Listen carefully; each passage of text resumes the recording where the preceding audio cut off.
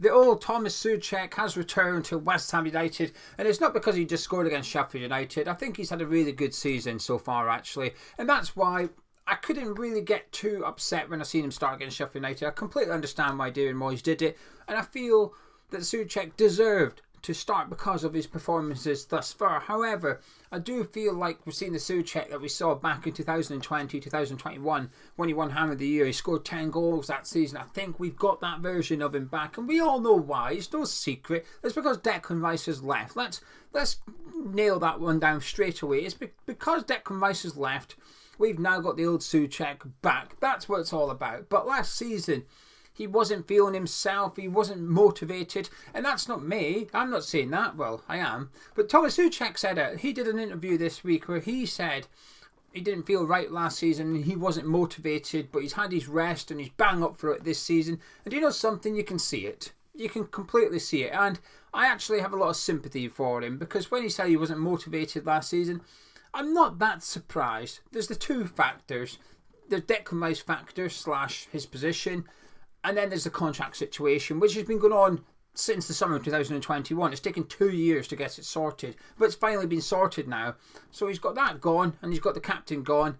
So the shackles are off, and he's richer. He's on a new contract. His future is sorted. So both of those things combined, you are going to see a more motivated Soucek. You're going to see a better Tomas Soucek on the pitch, and we've got that. But it wasn't always a guaranteed success. It wasn't going to work just like that. Just because Rice has gone, he's got his new deal, it didn't mean that we were going to get the old Tomas Soucek back. However, we have done. I've been very, very impressed by him this season, actually. And, well, there's two players. There's two players that I feel have really improved since last season. Soucek being one of them, and Emerson. I think they're slightly different. I think last season, but I mean, I'll hold my hands up. When we signed Emerson, I was lukewarm on it. I thought it was a massive upgrade on Arthur Masuaku, because essentially that's who he was replacing. Within the squad, Emerson was taking Masuaku's place. That's what he was doing. But was he an upgrade on Aaron Creswell? I wasn't too sure. Truth be told, I wasn't too sure. There might be a slight one, but I don't think it's one of those that comes in and knocks Creswell out of the team just like that. And in fairness, I was correct. He had to wait his time, Emerson. Creswell started the season as the first choice left back. Emerson got in. Then during the season, Creswell took it back again. And then Emerson took it back from him. But the improvement from Emerson has been there for quite a while. It's been quite consistent and quite gradual. He's been steadily getting better.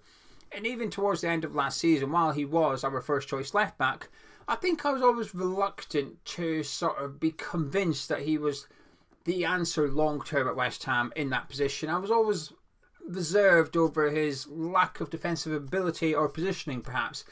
I was waiting for errors to come, for us to concede goals because of him, and they never came. But that's on me. That's not nothing Emerson did. That's my fault. I was just waiting for it to happen. It didn't. But this season, I do feel like he's stepped up another level. I think he's been absolutely fantastic. Week in, week out, I think he's turning out top performances in that left-back position. So I think he's improved a lot. But I think it's a gradual thing. Tomas Soucek's improved a lot, and it's an overnight thing. Well, it's an over the summer thing, isn't it? Last season, he wasn't that great. This season, I think he's been fantastic, and it's a real dilemma for David Moyes. And I agree with what Gonza said. Gonza did a video earlier today saying Tomas Soucek, as well as Alvarez and Ward-Prowse, are undroppable. I agree that that's probably how David Moyes looks at it. However, I don't like that, and I don't think that should be the case, because while he's in great form, I don't think he should be undroppable. But before I talk more about Tomas Soucek, if you're new around here, please do subscribe to Hammer's Chat by clicking that big red button under your screen. It takes a couple of seconds and it's completely free, so join the journey. Get all your videos into your subscription feed so you don't miss one. Probably reasons for you not to subscribe, but if you fancy joining us, that'd be grand. And while you're down there, even if you're a returning subscriber, please do drop a like on the video by clicking the thumbs up. It really helps us out. However, a lot of people, including myself, would have preferred Kudus to start against Sheffield United. Now, I don't need to tell you the reasons. The reasons are pretty clear. We felt Kudus would be better suited to play in Sheffield United at home. And sometimes people can take that too far. Well, that means you don't like Soucek. Well, it doesn't mean we don't like Soucek. That means you think Soucek. No, it's nothing against Soucek. Preferring player A to start over player B doesn't mean you think player B is poor. It's just that you think player A is better suited for that game. And that's where I was coming from with Kudus. Now, you'll be thinking, I've heard this in the preview in the video we did on Saturday morning. For those that didn't watch those, I would have started Kudus, but I thought Soucek deserved to start. I just thought Sheffield United were going to be pretty difficult to break down, and Kudus is more likely to do something from open play than what Soucek is. And in my defence, even this season, there's not loads to go on in open play from Tomas Soucek to suggest that he was going to open up the defence or he was going to become the creative player. And when West Ham play these low block sides, that is possibly when Soucek should be taken out of the team. However, on Saturday when we beat Sheffield United, while I thought he was my man of the match, I thought he was fantastic. I thought Agard, Bowen and Emerson were the other three players. I did my player ratings with Gonzo earlier. Those four got 8s from me. I thought they were all really, really good. But Soucek, we almost saw a different version of him. That pass for the first goal was fantastic. His run and finish for his own goal to make it 2-0 was just as good. A completely different skill set, but another fantastic bit of skill by Tomas Soucek. I thought his all-round play was really good. We know how good Soucek is in the defensive box and the opposition box when it comes to set pieces and crosses. We all know what he can do. He's always had that in his locker. The criticisms around Tomas Soucek is that he is limited in possession of the ball, and I still stand by that. I think, like I said, Saturday there was evidence to suggest, hello, there's a bit of a player here. I wasn't the only one. I don't think I was the only one that's seen his assist for Czech Republic during the last international break, where he was 25 yards out from goal and he was turned into Ronaldinho, like tricky feet going past a couple of players and sliding someone through and then goal. Hang on a minute, where's that guy? I've seen him here for 3-4 seasons now. I've not seen him do that at West Ham. Even back in 2020-21 when he won Ham of the Year, he wasn't doing those kind of things. But it was a bit fun. It's tongue in cheek, you know. Where's that? Hey, hang on a minute. Where's a bit of that? Well, we got a bit of it on Saturday, didn't we? That pass was superb, and the goal was fantastic as well. But the reasons for taking Soucek out the team when you play against a side that you expect to be defending, to give you the ball and say, what are you going to do with it, West Ham? Well, actually, Soucek. So actually, I can do a little bit of this as well. Now, it's going to take more than one game to convince me that he's turned into Ronaldinho, right? It's going to take more than that. But what it did do is justify David Moyes' selection, because had we not beaten Sheffield United, had we played like the second half for 90 minutes and we drew, the criticism would have been, and we know what the criticism would have been, why did you start Tomas Soucek? He would have been the one that was thrown out straight away. And this is where I'm going to defend a lot of people here, including myself to some extent, not that I need to. But last season, when there was games that we didn't want to see Tomas Soucek start, it wasn't because we feel Soucek's a bad player. We know he's not. We've seen it.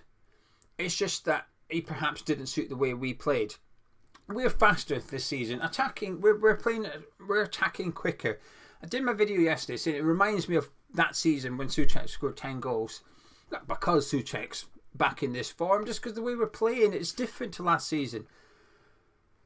And I've had a look statistically, I've had a look today, and we are by far the fastest team in the league at our build-up. Now, obviously, we were launching the ball. If Agüero was getting it and thumping it to Antonio, that's quite quick getting up the pitch. But we're not doing that. We're keeping it on the deck and we're moving it. It probably suits Soucek. Less passes is probably helping Soucek perform in this team. Before the game against Sheffield United, we had the second lowest average possession in the top 5 leagues of European football. Now, like I said, context is needed here. In 6 games, as it was before Sheffield United, 6 games, we had played Brighton, Man City, Liverpool and Chelsea. 4 teams you'd expect to keep the ball against us. So it was a little bit difficult. The stat is a little bit misleading somewhat, because we only had Luton and Bournemouth where perhaps we would have the lion's share of the ball. But my point is, it's still a true to statistic. That probably helps Soucek, us not having the ball that much. It probably helps him. It makes him look better. He probably feels more involved in the game. But I thought he was absolutely fantastic on Saturday. We're a lot more balanced now, I feel.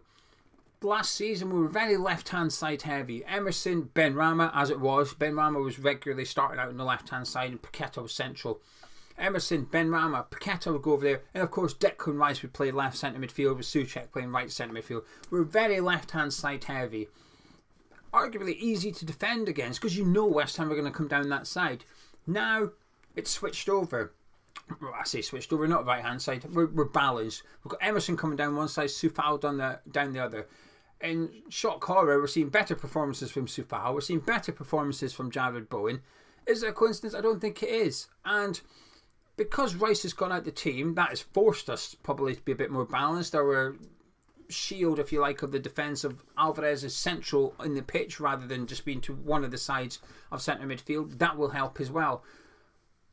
But with the exclusion of Declan Rice, removing him, and this has always been a lot of West Ham fans have believed it. And I say a lot, like I said at the start, it's not a surprise that Rice has left, Soucek's got better. Nobody's shocked. I don't think any of us are thinking, oh, how's that happen? We all know why. It's because of him, because of Declan Rice leaving.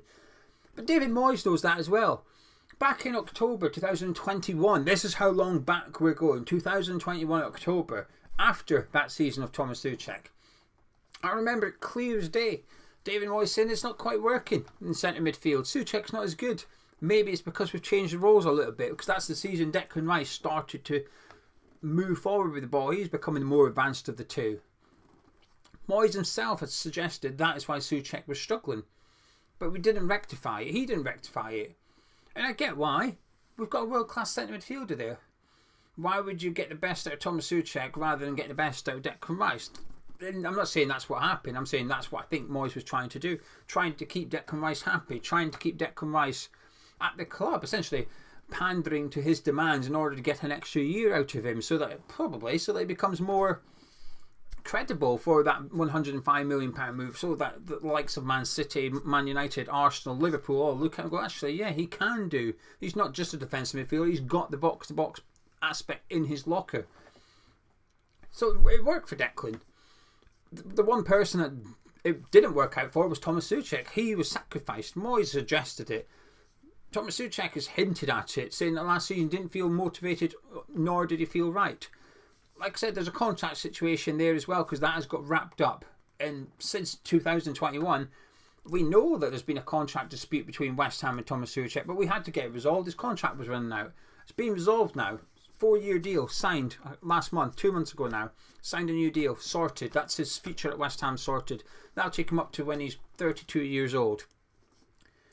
So he's got that sorted. Rice has left. Shackles are off now. You can see it. Last season, 3% of Tomas Soucek's touches were in the middle of the 18-yarder. This season it's 6%. It's doubled. He's not getting in the box every single game. I feel like when we played Chelsea, Liverpool, Brighton, when we're playing really counter-attacking football, I feel that James Ward-Prowse is the one making the runs. He's the one getting into the box. Something, I have to be honest with you, I didn't expect from James Ward-Prowse. The set pieces, I expected it. Everyone did. How comfortable he is in possession, I expected that as well. I've seen he had 95% pass success rate on Saturday against Sheffield United. That doesn't surprise me. I expected him to be like that. The only element of James Ward-Prowse's game that has surprised me is his ability to get into the 18-yarder and make a difference in the actual box. I didn't really know he had that at Southampton. Maybe he didn't, but I didn't really associate those late runs with him and having that counter-attacking runs. Didn't think that was part of his game. That surprised me. But when we are doing the counter-attacking thing, I feel like it's Ward-Prowse that gets in the box. Against Sheffield United on Saturday, I think we switched it. David Moyes after the game said we tried to get Soucek in the box a bit more than we usually do, and it worked for the first half hour. Second half it didn't work. It didn't work at all. It barely got him up the pitch. Not because of him, because this is the way we played. But this is why there'll be criticisms towards Moyes, and I'll be one of the first ones to do it. Don't get me wrong. I'm not saying it's all you lot. It's me as well. Hey, it's me too. But I think I've praised him a lot so far this season. But anyway, the reason for including Kudus is we need to play differently against Sheffield United. You can't approach Man City and Liverpool the same way as you approach Sheffield United at home. Now, that's my statement, not yours. That's what I say. I don't think we did. Personnel-wise, it's the same. It's the same players. On paper, positionally, it's the same players. It looks like the same team. When Sky Sports, BT Sport, or TNT Sports, Match of the Day, whoever it is, does their graphics, City at home, Anfield, Sheffield United at home, it will be the same.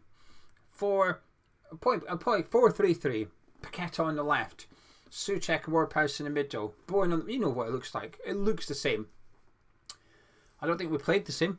I think Soucek was making far more runs into that 18-yarder Saturday, and Ward-Prowse was doing it in the previous 2 games. So while the personnel is the same, while it looks the same on paper, we're not playing the same. So while people like me will sit here and go, hey Moisey, we need Kudus in, we can't play the same way again. Well, actually, we can play differently without putting Kudus in. And I think going forward, we can't afford to just have this 11 and that is it. Eventually, we'll run into problems with it. You know the ones. Alvarez is going to get suspended at some point. So what we're going to do, what's the answer? I imagine what Moyes will do is put Soucek into the Alvarez role and Paqueta will come into the middle and someone will come out onto that left-hand side, whether it's Benrahma or Kudus. Not sure about that. We'll deal with that one though. So will Soucek be this good in every game? Absolutely not. Does he deserve to start in every game? No. But he deserves to start at the minute, and we are seeing the 2020-2021 Tomas Soucek back. The shackles are off. Rice has left. He's now playing in his best role, Tomas Soucek is. And he's really benefiting from it. And when he benefits, we benefit. 3 goals this season. 3 goals in 4 games. Last season, he scored 3 goals in total. So he's already matched his output for last season. And I'm excited, actually. I'm really pleased for him because... And this is what I will say. While some people prefer not to see him start, like I said, it doesn't mean he's a bad player. It's just that we think certain players might be better suited to certain games. And that will be the case going forward. Absolutely will be. But I've never ever seen anyone question his work ethic, his attitude, etc, etc. I've never seen anyone question that whatsoever. The one thing that's frustrated a lot of people, including myself, and when I say a lot of people, I'm referring to the comments from the subscribers in the videos. I read every single comment to get an idea of what you are saying. I don't know the views of every West Ham. I don't. It's this bubble, the YouTube bubble, that watch our videos, that comment on the videos. That's the bubble I live in. So the opinions of those West Ham fans was never questioning anything about Soucek's work ethic or attitude. The only thing we were questioning was David Moyes constantly including him every single week, regardless. I think we were right to do that last season, and I think we were right to have complaints about it last season. But so far this season, can't have too many, and it doesn't mean you were wrong to want Kudus to start against Sheffield United. I would argue you're still right to want that, even though Soucek's performance justified his inclusion and proving David Moyes correct. But it doesn't mean it wasn't the right game to start Kudus. The problem is we just couldn't start 12 players. We couldn't start Soucek and Kudus, really. Well, we could, but it mean we're dropping one of the other players, which we knew was never going to happen. So actually, starting Soucek was the right thing, but wanting Kudus to start, I think that was the right thing too. It's just that they both can't start. Anyway, Tomas Soucek, risen from the ashes like a phoenix. Can't wait. Can't wait to see more of him getting his head on the crosses and seeing what he can do in open play. If he can keep doing that, what we saw on Saturday, we're going to have the 2020-21 Soucek back. And how good was he? Well, he won Ham of the Year. Anyway, I'm going to shut up now, but if you enjoyed this video, please do drop a like on it. Subscribe to Ham's Chat. Catch up with you tomorrow.